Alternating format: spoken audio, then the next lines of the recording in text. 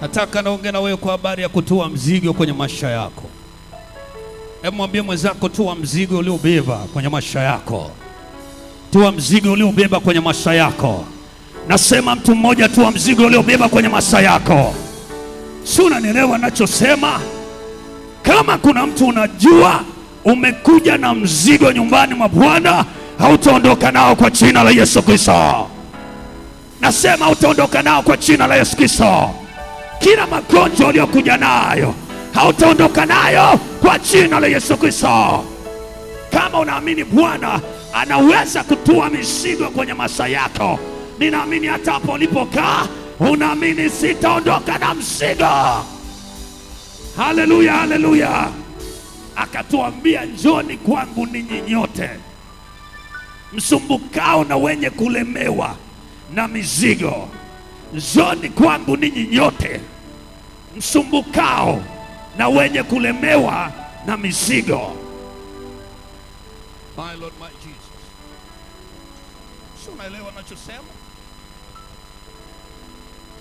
Akatuambia, njoni kwangu ninyi nyote msumbukao na wenye kulemewa na mizigo, naye atatupumzisha kutoka kwenye ile mizigo tuliyoibeba kwenye maisha yetu, kutoka kwenye zile tabu ambazo walishindwa kutusaidia ndugu zetu. Akatokea mwanaume chuma Yesu, akasema, njoni kwangu ninyi nyote.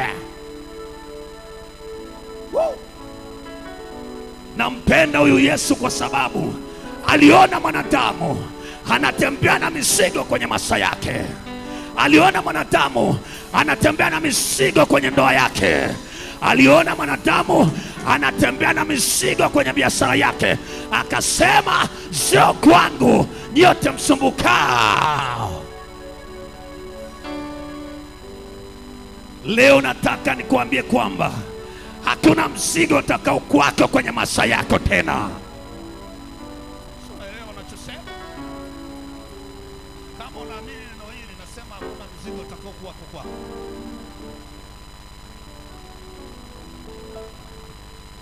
Kuna watu mmetembea na mizigo na mizigo na mizigo, wakati naujiana na mbingu kujua kwamba nini niongee na wewe.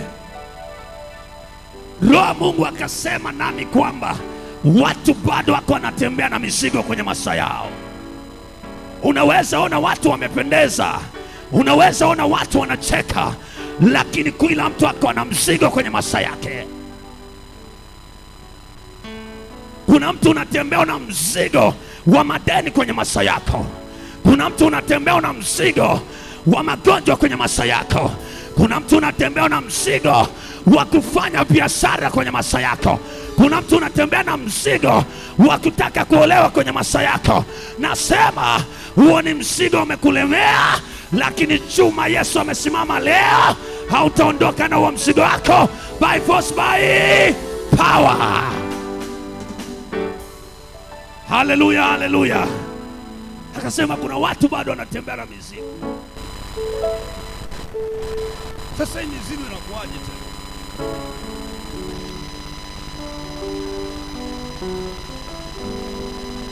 Nitasema ndaongea hicho.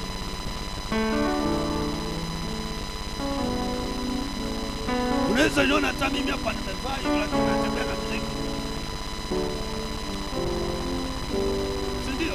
Kuna mtu asiyetembea na mzigo hapa. Wao wanatembea na mzigo. Hilo unaloliona, hilo yaani hilo unaloliona mbele ndio mzigo. Usiniambie kwamba unatembea una mzigo. Una mzigo. Mwambie mwenzako una mzigo. Leo lazima utue kwa jina la Yesu Kristo. Nasema leo wa mzigo lazima utue kwa jina la Yesu Kristo. Utautua iwe iwavyo. Mashetani yakubali akatae, mzigo leo hautarudi nao kwa jina la Yesu Kristo. Somebody shout.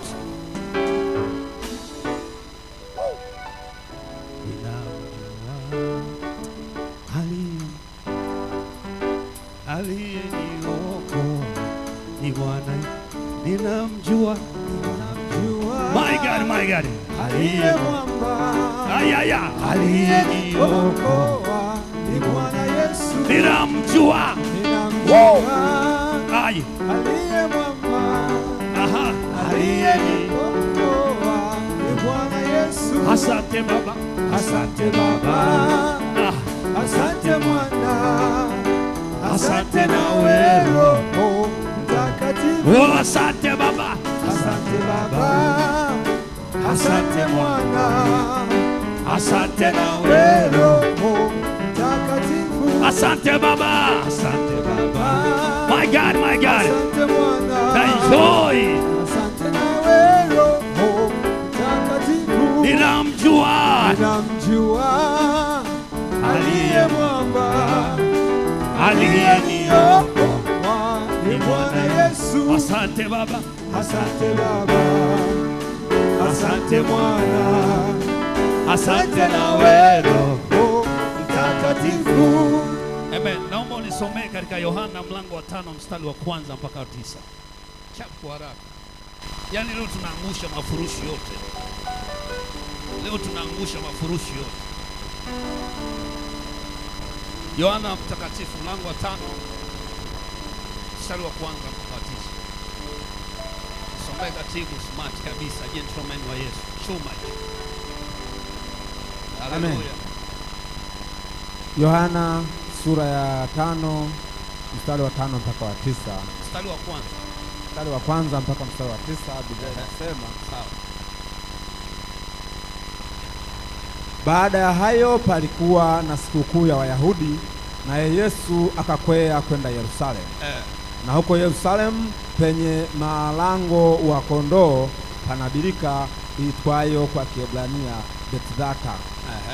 Nayo ina matao 5, na ndani ya hayo jamii kubwa ya wagonjwa walikuwa wamelala, vipofu, viwete, nao waliopooza, wakingoja maji yachemke. Wakingoja maji yachemke, watu wana mizigo. Kwa maana kuna wakati ambapo malaika hushuka akaingia katika ile birika, akayatibua maji. Basi yeye aliyeingia wa kwanza baada ya maji kutibuliwa akapona ugonjwa wote uliokuwa umempata. Na hapa palikuwa na mtu ambaye amekuwa hawezi muda wa miaka 38. Muda wa miaka 38. Naomba ushike hiyo miaka. Muda wa miaka 38. Yesu alipomwona huyu amelala, naye akijua ya kuwa amekuwa hali hiyo siku nyingi, akamwambia, wataka kuwa mzima? Yule mgonjwa akajibu, Bwana, mimi sina mtu wa kunitia birikani. Bwana, mimi sina mtu wa kunitia birikani. Kutoka maji miaka yanapotibuliwa. Twende taratibu katibu. Kutoka miaka 38. Alafu anakuja anaendelea kusema bado, Bwana, sina mtu wa kunitia wapi? Birikani. Hapo hapo na ukirudi nyuma, kulikuwa na watu wengi wagonjwa, wamepooza na vitu vingine. Hao wote walikuwa wanasubiria birika lichemke, litibuliwe. Maji yakichemka, likitibuliwa, ukiingia huko umetoka mzima. Tuendelee katika. Yule mgonjwa akajibu, Bwana, mimi sina mtu wa kunitia birikani. Sina mtu wa kunitia birikani maji yanapotibuliwa. Maji yanapotibuliwa. Ila ninapokuja mimi, mtu mwingine hushuka mbele yangu. Kila nikitaka kuingiza mguu namna hii, kila nikitaka kunyanyuka, ngoma inakataa. Yesu akamwambia, simama ujitwike godoro lako uende. Simama, jitwike godoro lako uende. Mara yule mtu akawa mzima, akajitwika godoro lake akaenda, nayo ilikuwa ni Sabato. Hebu mwambie mwenzako, umekuwa mzima katika jina la Yesu Kristo. Umekuwa mzima katika jina la Yesu Kristo. Umekuwa mzima katika jina la Yesu Kristo. Tunaona palikuwako na watu wengi ambao kila mmoja alikuwa akisubiria maji yatiburiwe. Haya maji yalipokuwa yanatiburiwa, ina maana kama kuna mtu umepooza, ukiingia katika yale maji, ukitoka unatoka ukiwa mzima. Ina maana kama tulikuwa na kansa, my brother, ukiingia katika yale maji, ukitoka unatoka ukiwa mzima. Ina maana kama ulikuwa na madeni yako, ukiingia kwenye kile kisima au ile birika, ukitoka unatoka ukiwa una madeni kwenye maisha yako. Haleluya. Haya maji yalikuwa yakitibuliwa. Kwa hiyo mwenye kuwahi alikuwa anaweza kuwahi na kisha kuingia. Akisha ingia, alivyoingia hawezi kutoka kama alivyoingia. Lakini tunaona Bible inatuambia kwamba alikuwako mtu mmoja aliyekuwako na kuumwa kwa miaka 38. Miaka 38 sio jambo dogo. Unapambana na kupambana. Tunaona mtu sasa hivi ukipewa matibabu ya mwezi mzima hospitali unachanganyikiwa. Lakini huyu mtu tunaambiwa aliumwa miaka 38. Hakuna mtu anayeweza kumhurumia. Watu wanakuja kila mmoja na shida yake. Bwana, angalia shida yako. Mtu mmoja akiingia anajitazama yeye na familia yake, anaingia akitoka mambo swali. Haleluya. Lakini tunaona huyu mtu yeye bado hana msaada kwenye maisha yake. Hana uwezo wa kuingia kwenye ile birika iliyotibuliwa maji. Hana namna ya kujitoa. Anataka mtu mmoja kusoma, lakini hana sponsor kwenye maisha yake. Kuna mtu anataka kufanya biashara, hili ni wazo la miaka 10 na hana uwezo wa kufanya biashara. Kuna mtu amekaa amejiposition kila namna, lakini kila maboi wakija kazi yao ni kumchezea. Hana miaka ejiko.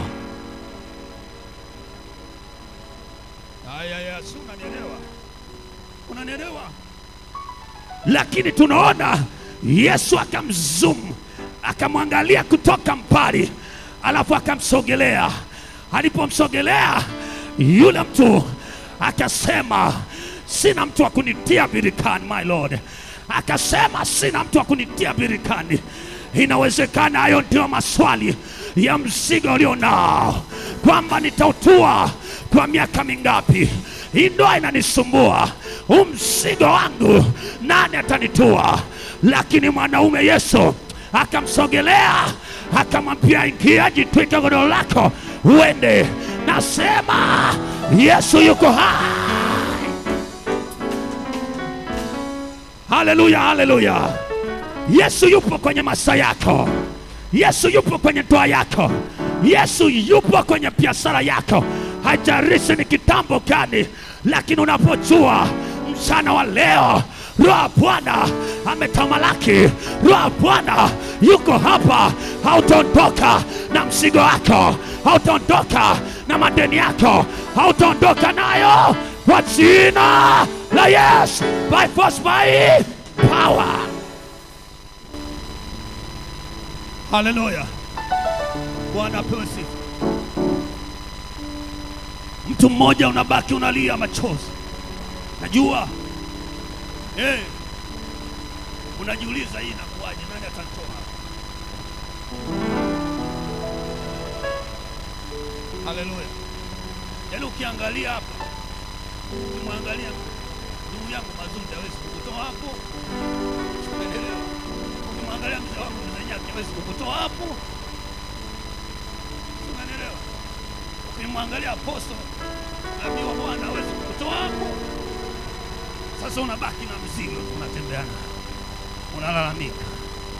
unalalamika kwenye maisha yako. Unalalamika, unasema nani atanitoa hapa? Unasema nani atanitoa hapa? Nimkimbilie mzee wangu, mzee Mligo hawezi kunitoa. Hawezi kunifanya nikabadilisha maisha yangu.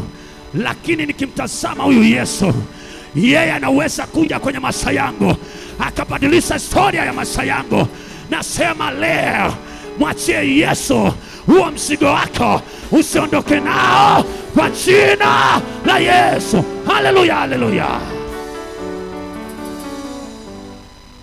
Bwana apewe sifa sana. Wewe usielekeze mzigo wako kwa wanadamu. Wanadamu wao wenyewe wanatembea na mizigo, hawana uwezo wa kutua mzigo wako. Ndio maana unaona huyu mwanamke kila akijaribu, ndugu, anajiuliza nitafanyaje? nitafanyaje? Maana kila mtu aliyeko hapa amekuja na mzigo wake. Bwana amekuja na mzigo wake. Hawezi kusema angalia mzigo wako my brother. Yeye mwenyewe anajua kule alikotoka. Wewe mwambie Yesu, sina wa kuniweka birikani. Leo nataka Roho wako aniweke birikani niwe mzima sasa.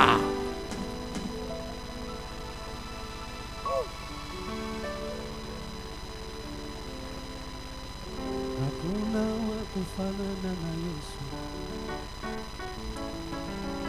Hakuna wa kufanana na Yesu. Hakuna wa kufanana na Yesu. Hakuna wa kufanana na Yesu.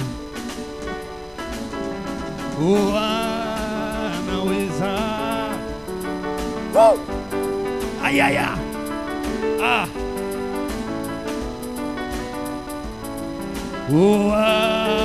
Anaweza Yesu. Sijasikia ba. Ai.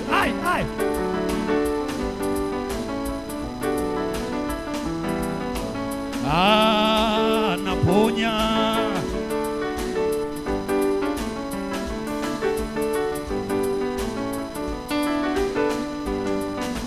Hakuna wa kufanana na Yesu. Hakuna wa kufanana na Hakuna wa kufanana na Yesu. Hakuna wa kufanana na Hakuna wa kufanana na Yesu. Hakuna wa kufanana na Inua Yesu. Inua Yesu.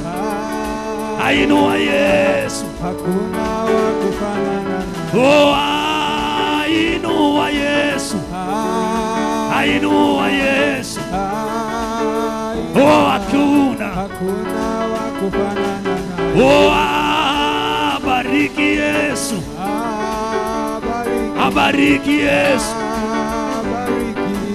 Hakuna wa kufanana na anaponya Yesu. Anaponya Yesu. Anaponya. Hakuna wa kufanana na Wakati watu wanatafakari kwa habari ya mzigo ulionao utaondoka lini, tarehe ya leo iandike kwenye maisha yako. Yaani ukiwa mtu mwenye imani, huyu ndugu akaangalia akasema, hii inakuwa kuache? Watu wanakuja, wewe kila ukipeleka sehemu CV zako ukiomba maombi ya kazi, unakuta ni msiba kwako. Huo ni mzigo umetembea nao. Wenzako wanaongeza vyeo, lakini wewe umekaa kazini zaidi ya miaka 9, hauoni bosi akikuona. Nasema leo nenda ukaonekane kwa jina la Yesu Kristo. Nenda ukaonekane kwa jina la Yesu Kristo. Somebody shout. Hallelujah, hallelujah. Nenda ukawe wa viwango. Nenda wakakuita mbarikiwa. Nenda wakaseme ndani yake kuna Mungu. Ndani yake yuko Roho Bwana. Nasema utakapofungua milango yao watatetemeshwa na nguvu ya Mungu iliyoko ndani yako kuanzia sasa.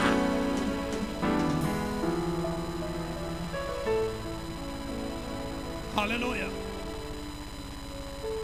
Mzee wangu, usibebe mizigo ya watu.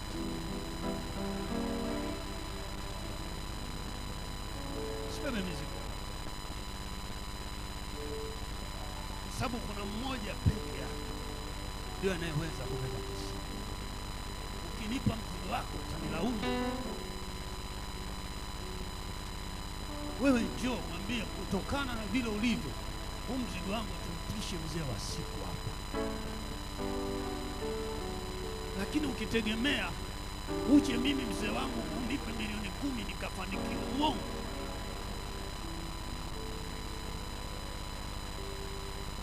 Unanielewa? Ukimwacha mwanadamu awe sehemu ya kubeba mzigo wako, utakasirikia watu. utanungunikia watu kwenye maisha yako.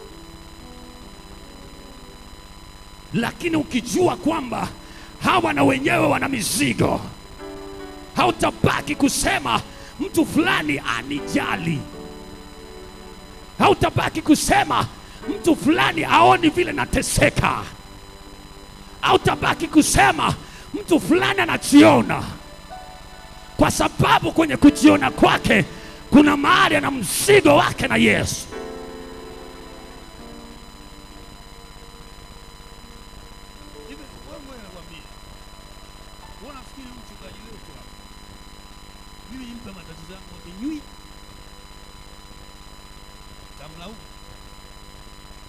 Kweli huo?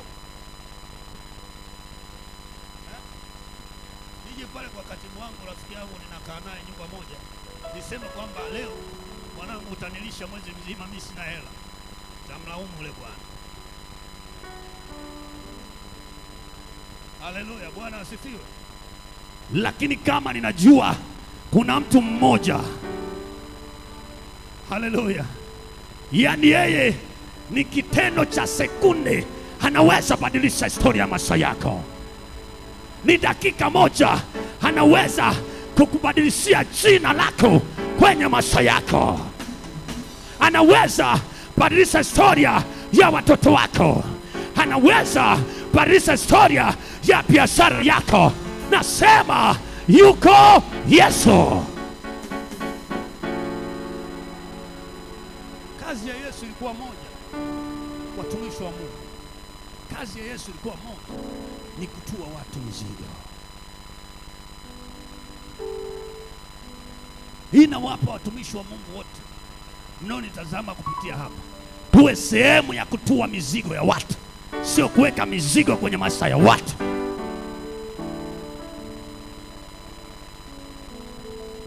Kanisa leo limeshindwa kuwa sehemu ya watu kutua mizigo yao, bali wakija kanisani ndio sehemu wanabeba mizigo wanaenda nayo nyumbani.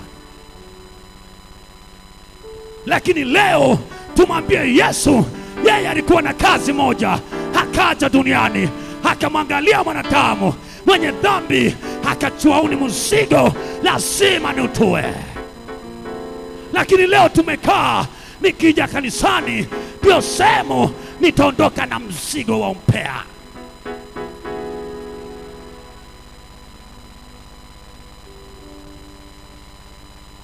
Yani nimekuja zangu kanisani mwanangu, niselebrate namna hii, nikiondoka naondoka na mneno wa mtu mmoja mpaka unanilevya. Yaani nikitembea na ukumbuka. Yule naye yule mdogo. Yaani huo ndio mneno natembea nao wiki nzima mepata. Hilo zigo.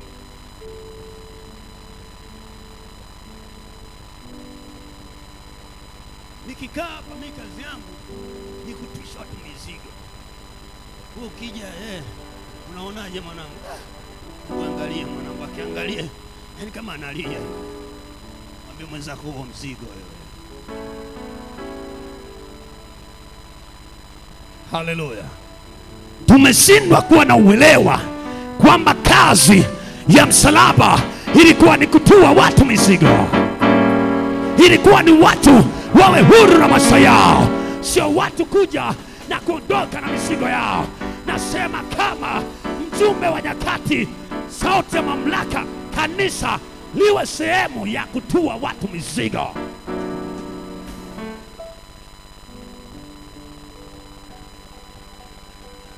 Haleluya. Katika vitu ambavyo mimi huwa ninavifresh moja kwa moja ni kile ambacho ninakiona, ninakisema papo kwa papo.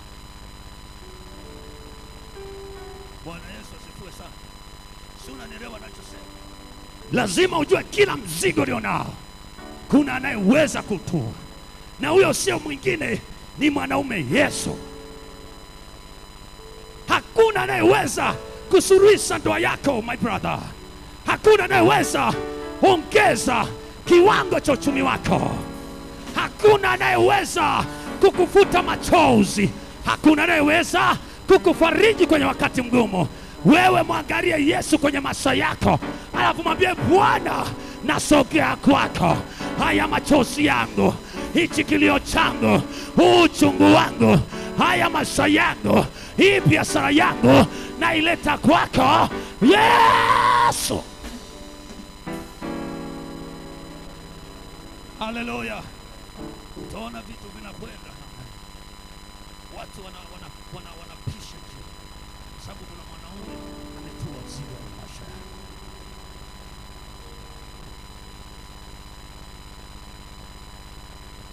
Angalia sehemu zote ambazo Yesu alikuwa kumzanyako, alikuwa anatua watu mizigo. Mwanamke yuko pale kisimani haelewi, ana mzigo. Mwanaume chuma akasema, ungejua ambaye anakuomba maji ungalimwomba maji wewe.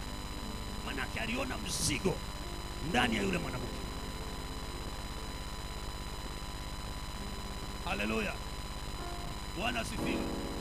Wakati watu wanalia msiba, Lazaro ananuka, Yesu akaangalia mzigo wa uchungu uliokuwa kwa ndugu yake na ndugu zake, akasema, kwa sababu imani wameniwekea mimi, lazima niwaoneshe pumzi uhai tena.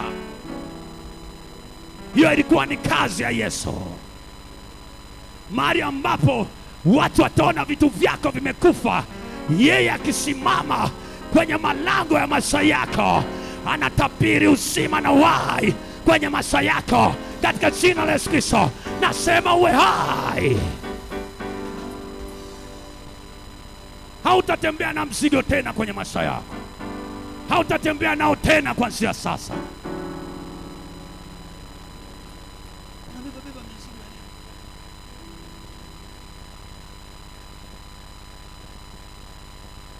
Unapokuwa nyumbani kwa anaangalia mzigo wako ni nini. Usi vijana mnaelewa ninachosema. Lazima uwe na mzigo nyumbani mwako. Sawa sawa. Mimi nawapenda kwa sababu ninyi ndio mna safari. Mimi mwanangu ukitazama hapa, oya, mimi naweza nikaingia sema nikapiga jimbo langu moja la kuokoka na nikatoka. Unaona ni nani mwana?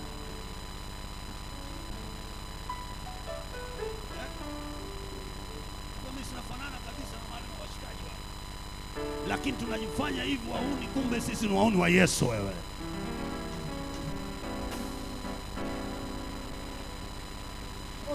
Sisi tunafanya vitu kwa kutaka. Una wanangu mimi wakiniona hivi, mwanangu anabaki anasema, kama Msaila yuko kwa Jesus mimi nani? Oya mwanangu, ngoja mimi nipige magoti saa godi nisamee madhambi yangu. Mchungaji sio kwamba elewe akaweka wazee na kuchanganya na vijana na maana yake.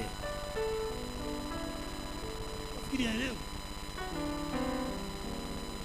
Sasa wewe ukija na mfumo wako ukiangalia unasema, mhubiri msipona anavaa lapa. Oya, umefeli.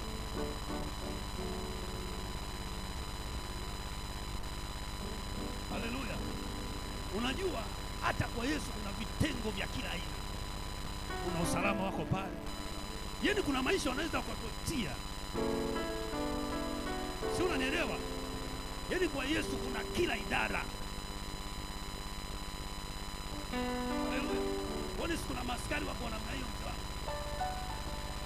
Anaweza ukaa mlangoni pale ukamwona kama chizi, lakini mzee ni hatari, sniper. Akilenga kusema. Sasa unaweza ukatuona mwanangu tu hapo tunazunguka namna hii. Tunakula vijinsi vyetu, tunakula vilaba vyetu, tukachukulia poa.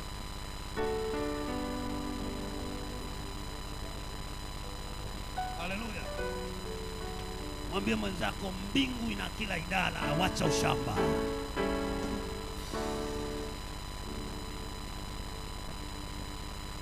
Haleluya. Wewe nichukulie hivyo hivyo, lakini mimi ni moto, inawasha tu.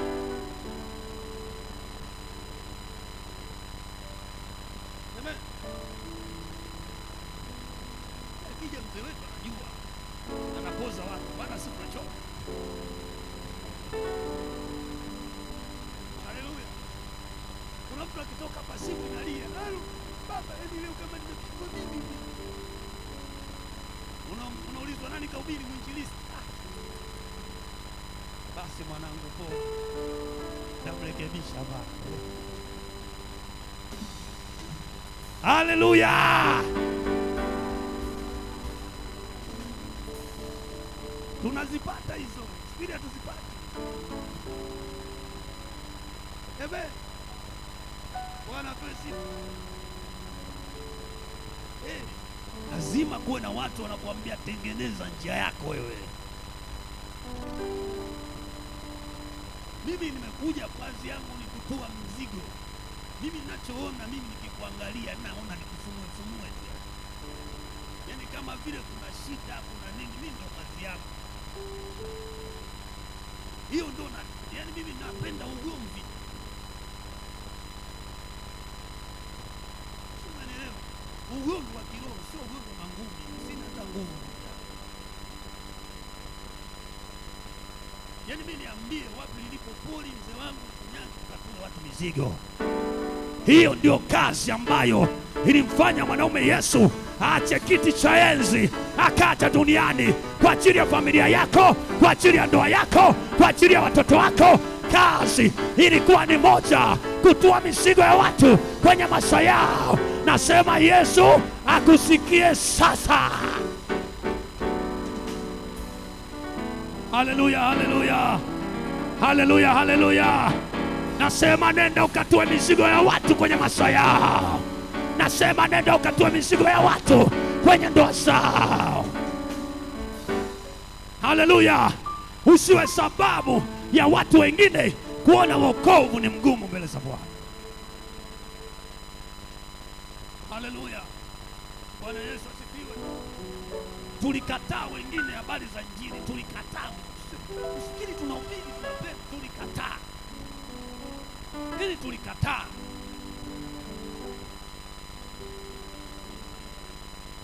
Tukagoma, lakini mzee akasema mzigo utaubeba.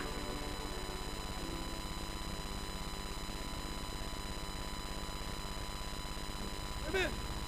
Lakini tulishavutwa huko, tukavutwa, tukashawishiwa na namna nyingi za dunia. Tukaambiwa kama inawezekana tukupe vyote, wache Mungu wa nini. Lakini kwa sababu yeye akiweka mzigo ndani yako, lazima utaubeba.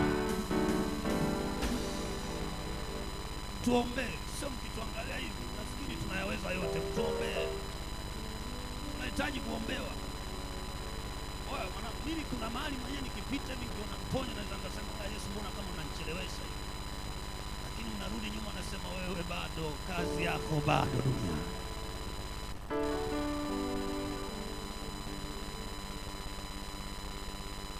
Haleluya. Kuna mahali unapita ukiwa kama kijana, mzee wangu mzee Nyaki, ukiangalia na fursa zote hapo. Yaani hapa mimi na fursa zote, nikamwacha huyu Yesu, alafu nikaenda sehemu mwanangu nikatulia, nikaanza kufanya tu mambo yangu ambayo dunia itashangaa. Dunia inaweza kushangaa. Huyu ndio mjumbe wa nyakati. Huyu naye amekuwa hivi.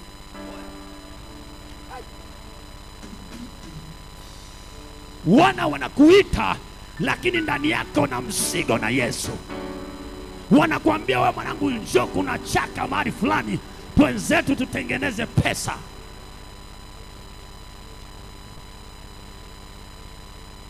Lakini ukiangalia unakumbuka kuna mama mmoja anahitaji sauti ya faraja. Unakumbuka kuna mgonjwa mmoja yuko hospitalini. Unakumbuka kuna watu wako mitaani hawajui neema ya Kristo. Unakumbuka kuna maisha ya watu wanamhitaji huyu Yesu.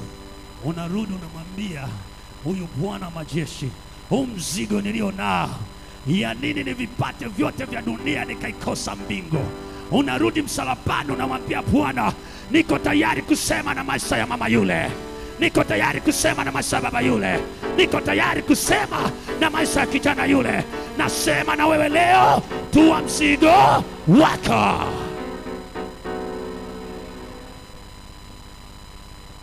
Haleluya. Tua mzigo wako. wakati wa unajikagua kagua, hebu mwambie tu Bwana, leo nina mzigo gani kwenye maisha yangu? Ninapokuja mbele zako Yesu, ninahitaji utue mzigo wangu nilio nao.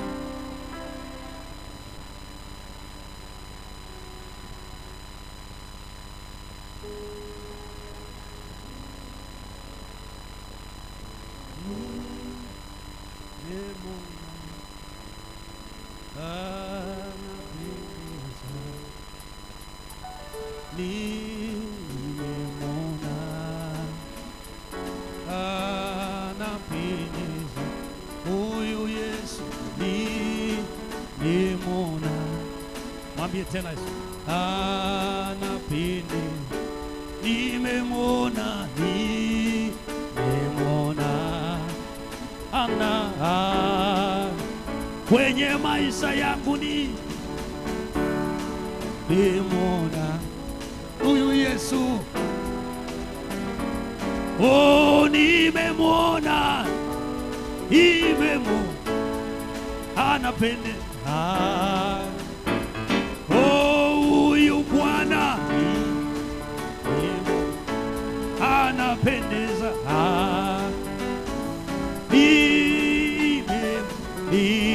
nimemwona, anapendeza. Oh, nimemwona,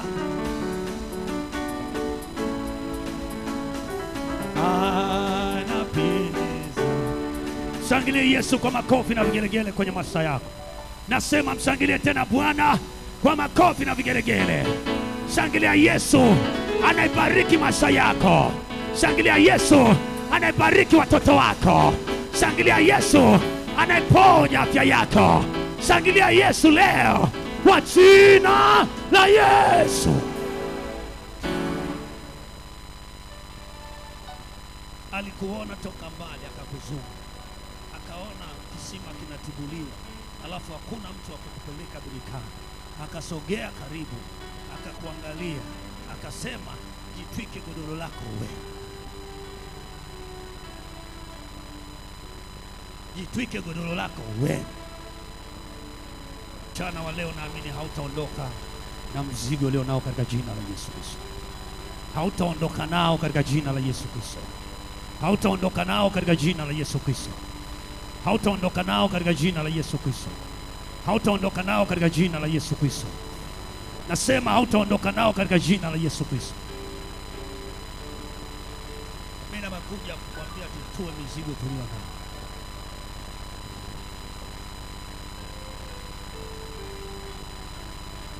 Kuna mahali nilikuwa ninaangalia baba yetu mchungaji akihubiri, akasema nyakati za leo kanisa limekuwa miongozo, watu wameshindwa kuacha Roho Mtakatifu akahudumia watu. Watu wameamini kisomo kuliko Roho Bwana. Hebu ifike mahali wewe mwachie Roho Mtakatifu ahudumie maisha yako.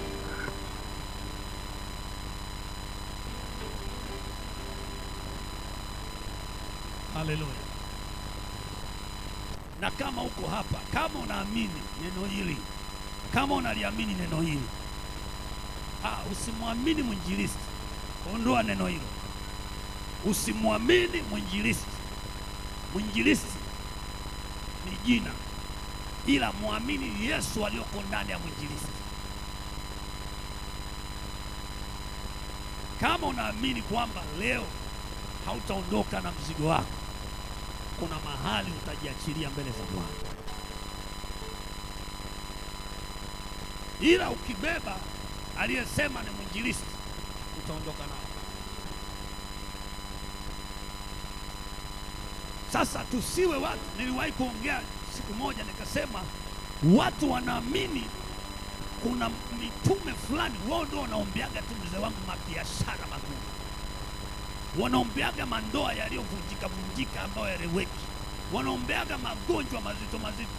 Kwani hapa PCT Tanga City Center hakuna Mungu?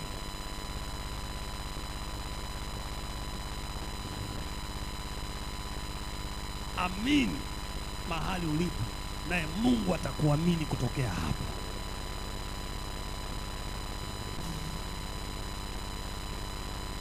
Mungu hawezi kukuamini kutokea mbali.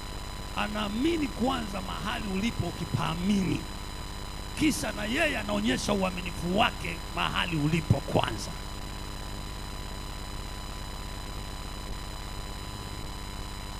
Siwezi nikaaminiwa na Mungu kwa kumwamini mtumishi aliyoko mbali pasipo kumwamini baba yangu mchungaji kiongozi wa mahali hapa. Never. Mungu hayuko hivyo. Wa hapa umwamini alafu unamwamini aliyoko mbali, utafeli. Mungu ni Mungu wa protokoli, Mungu wa mipango. Usipowaamini watumishi wako wa mahali hapa, labda ungekuwa sio wa kanisa hili, utaendelea kuamini walioko ndani ya kanisa lako. Hapo Mungu atakuamini na atafanya uaminifu wake. Lakini wa mahali hapa huwaamini, unaenda kuamini nje. Nasema hivi, utasafa.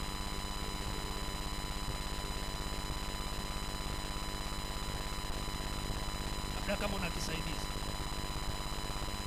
lakini yuko hapa mzee wangu au muamini, mchungaji Mulenga yuko hapa au muamini, alafu na mtu wako kwenye TV unashika na skrini namna hii, baba katika never.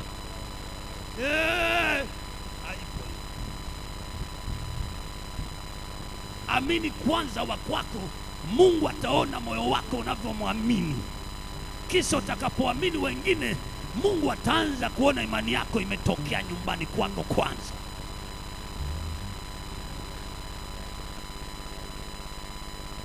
Alafu kisha nenda shika mskrini.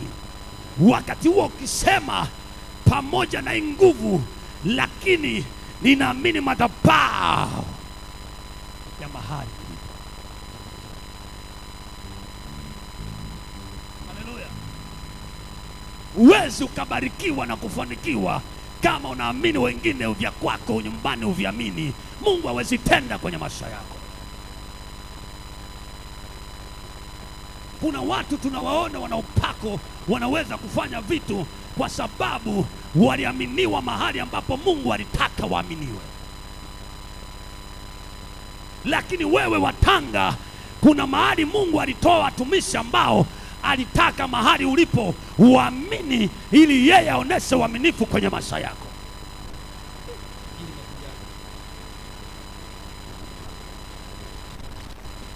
Liponya maisha yako, maana huo nao ni mzigo. Huo nao ni nini? Mzigo. Naomba tuimbe wimbo kwa Mungu kwa kifupi sana, na tunataka tuombe kisha baada ya hapo. Ajabu, unafanya maajabu pale ninaposhindwa, unafanya mwenyewe, wewe Mungu wa ajabu, unafanya maajabu pale ninaposhindwa, unafanya mwenyewe, unamwambia tu Mungu wa ajabu, Mungu wa ajabu,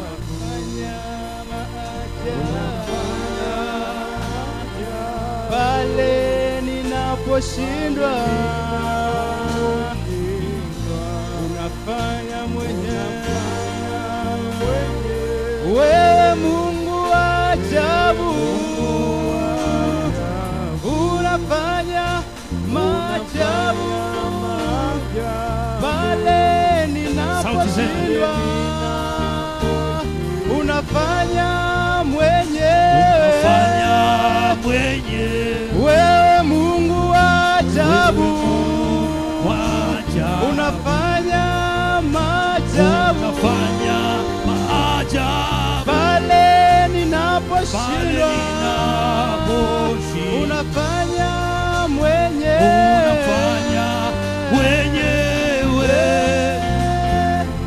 uko mwenyewe,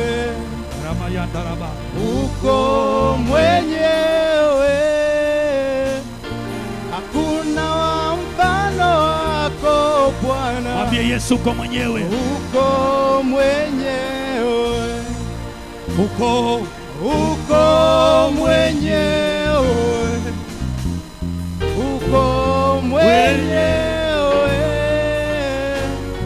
hakuna mfano wako Bwana.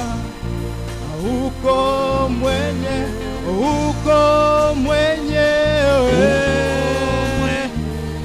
uko mwenyewe, hakuna mfano wako Bwana Yesu. Wewe tazama, naenda mbele, uko mwenyewe, hakuna mfano wako Bwana Yesu. Hebu sema Bwana Yesu. Bwana Yesu. Bwana Yesu. Bwana Yesu. Bwana Yesu. Bwana Yesu. Bwana Yesu. Bwana Yesu. Bwana Yesu. Nisikie watu wa Mungu wakiomba mahali hapa. Sema Bwana Yesu. Bwana Yesu. Bwana Yesu. Bwana Yesu. Niko hapa Niko hapa mchana huu sasa. na usasa. Hey Yesu. Hey Yesu. Nimekuja. Nimekuja Na mzigo na wangu. mzigo wangu. Yesu. Yesu. Yesu. Yesu. Ninaomba sasa. Ninaomba sasa Utue utue huu mzigo wangu. mzigo Kuanzia sasa. kuanzia sasa. Kuanzia sasa. Kuanzia sasa. Kuanzia sasa. Kuanzia sasa. Hey Yesu. Hey Yesu. Ninatua Ninatua mzigo wote mzigo wote wa madeni. wa madeni. Weka sasa mzigo wote Mzigo wote wa magonjwa. wa magonjwa. Weka sasa kwa jina la Yesu Kristo.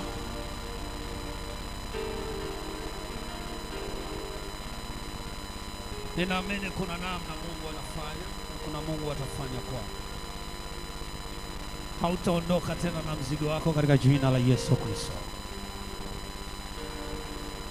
Inawezekana umetoka mbali ukiwa unajua umekuja na mzigo, lakini mchana wa leo akaambiwa jitwike godoro lako uende. Ninaamini hakika hautaondoka na mzigo wako katika jina la Yesu Kristo. Nasema Bwana utue mzigo wako sasa. Yesu autue mzigo wako sasa. Yesu akufanye kuwa mwepesi sasa. Yesu abadilishe historia yako sasa. Lile jina la kampuni yako libadilishwe sasa. Ile biashara yako iongezeke sasa. Wale watoto wako wabadilishwe sasa. Yesu mtoa mizigo. Toa mzigo wa kila mmoja aliyegia. Katika jina la Yesu Kristo. Tunakutukuza Mungu wetu kwa sababu wewe ni mwema. Tukiomba na kuamini na kushukuru. Amen. Mshangilie Yesu kwa makofi na vigelegele. Mshangilie tena Bwana kwa makofi na vigelegele.